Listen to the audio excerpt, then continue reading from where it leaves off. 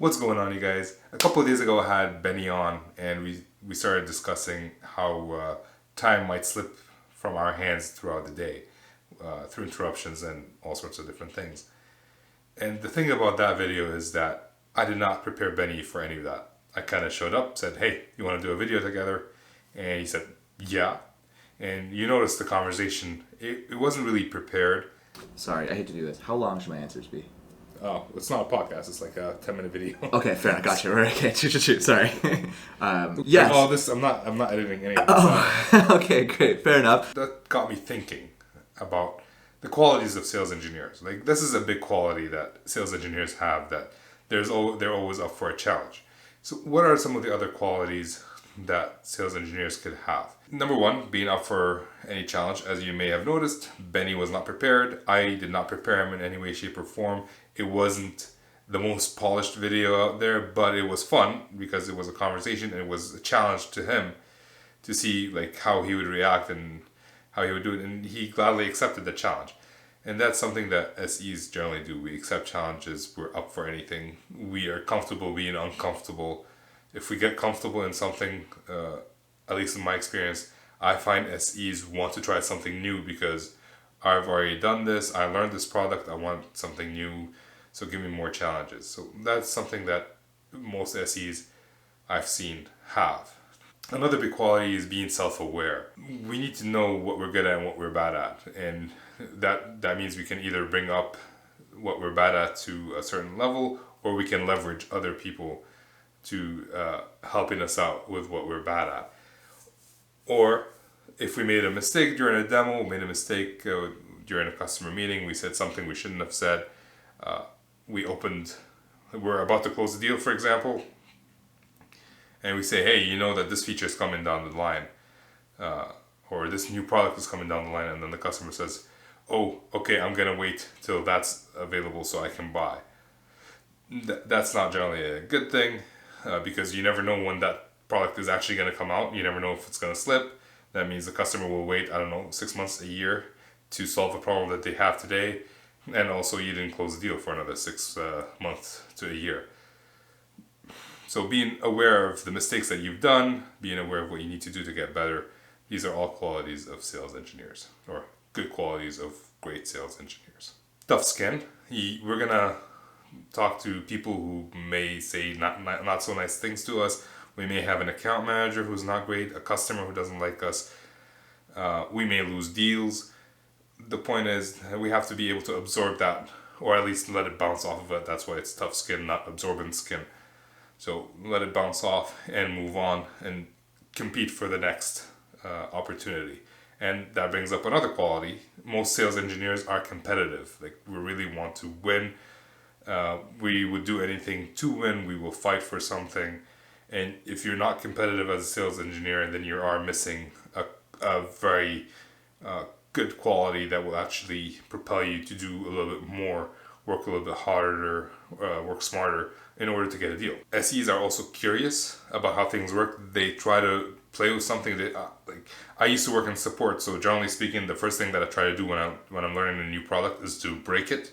Specifically in my current domain or my current job, I also assist in post-sales stuff. So if I figure out if I can break something, I can also learn how to fix it. And if my customers then break it, I probably have already done it and try to fix it myself in a similar fashion. And most SEs want to understand how things work. They dig in, especially those at the beginning of their careers, or those who want to remain SEs. As soon as you start thinking about becoming a salesperson, the curiosity kind of dies in that aspect from a technical perspective into a more sales kind of curiosity. But the curiosity is still there. Another good quality of a sales engineer is that they hit the like button for my YouTube videos. So hit it. I'll wait. Sales engineers are also able to manage difficult people. It could be salespeople, could be customers. Doesn't matter who. If we can manage them better, we'd be more fulfilled with our lives, especially if like the salesperson is not really a nice salesperson. If we know how to manage that, our lives will be a lot less difficult than if we didn't know how to manage those. So If you don't know how to manage those, practice. Figure out a way to do it. Talk to people who have done it, or actually check out the WeDSE's forums. So go on the we the salesengineers.com, click on forums, sign up. It's free, and you can start asking questions to like-minded people or people who want to be in your position or have been in your position. So check that out. Shameless plug. Good sales engineers are organized. They know exactly what they need to do, their action items, when they need to achieve them by. They know when they need to spend time working on a demo, when they need to spend time working on answering customer questions or answering account manager questions. They don't let anything slip through the cracks, which is not always fun, because then you get an email from either the account manager or the customer's like, hey, I asked this question, I didn't get an answer. What's going on with you guys? Or some sort of form of feedback like that. Flexible, that's another quality. I like to think that I have my process down. If someone wants the proof of concept or demo licenses, I don't just generally give it away freely. I try to figure out the proof of concept that they're trying to achieve. What are the tests that they want to run? What is the success criteria? And all that. Sometimes you need to kind of compromise.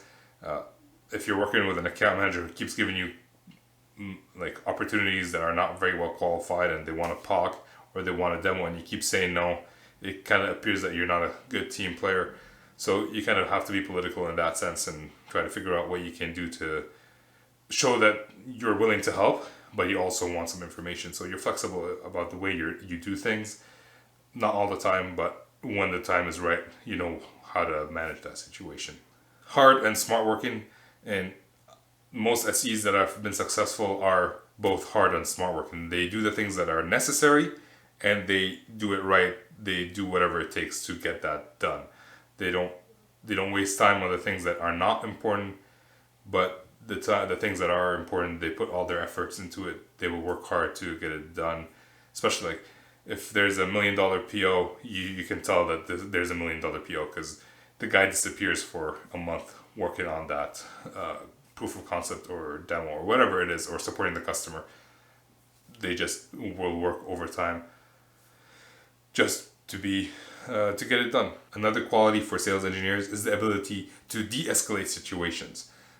We get into a lot of situations where the money's on the line, or a deal is on the line, or a customer's unhappy and they're emailing us, they're not saying nice things, they're contacting support for, like, if there's a bug and support is not doing their job right, or the customer thinks that support is not doing their job right, and you're kind of stuck in the middle. And if you don't know how to de-escalate situations, then you're going to lose the deal. But if you're able to manage the situation properly, de-escalate it, it happens all the time. I have a customer a few months ago where he opened a ticket, and then my support person emailed them back saying, hey, I'm available whenever you're ready.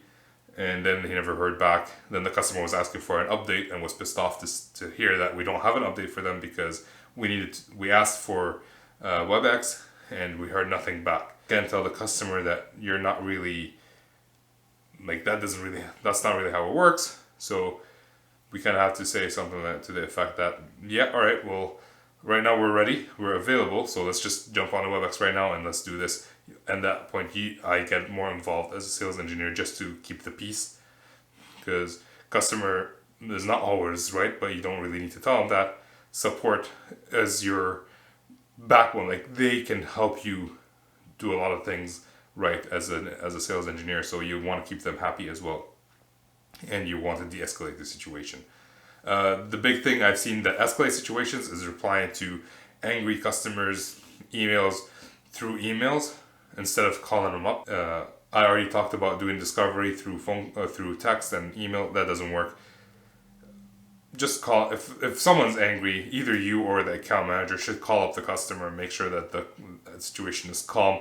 Because it could be that the customer is not really angry. It's just the email sounds angry, because that's how people write emails. They just don't know how to write emails properly in such a way to make you feel better. There is no LOL, there's no smiley face, there's nothing in there. Not that I would advocate using the word LOL in a business email. Smiley faces are okay if you have a good relationship, so try that out. The last quality I think is very important is being coachable. So if if you get feedback from someone, don't get mad about it. Especially if it's negative feedback, like, oh, the customer hasn't seen you in a while. Don't take that as, oh my god, what is he talking about? I see him all the time. Just take it as, oh, the customer likes me enough to want to see me more, so that I'm gonna go see him more. If you do a demo and then the account manager tells you afterwards you said a lot of ums and ahs, like a lot of people say, so what? It's not a big deal. You just take it and try to say less ums and ahs. What's the big deal? Like, I would try to say less ums and ahs. If my account manager told me, I'd be grateful if my account manager told me that, oh, you said a little bit too many ums and ahs in here. A big thing I notice while I'm doing these YouTube videos is that sometimes I do not finish my sentence. I start a trail of thought and then another thought pops in my head and I switch directly to the next sentence without finishing the first sentence. So I just coached myself by watching my own YouTube videos, which, by the way, it's not fun watching yourself on TV because then you get to see all the ums and ahs that are being said. So practice doing that if you want. But being coachable is a good thing, I think. I enjoy working with salespeople who are coachable more than salespeople who are not, because I do have feedback for them and they have feedback for me. If they can give me feedback and not take it, then why should I listen to that? I think these were 10 good qualities of sales engineers, unless you want to count the sales engineer who likes to smash the like button. That's 11 qualities.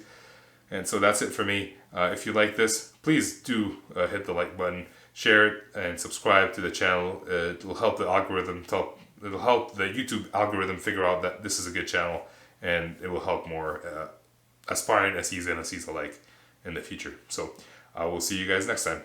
Bye.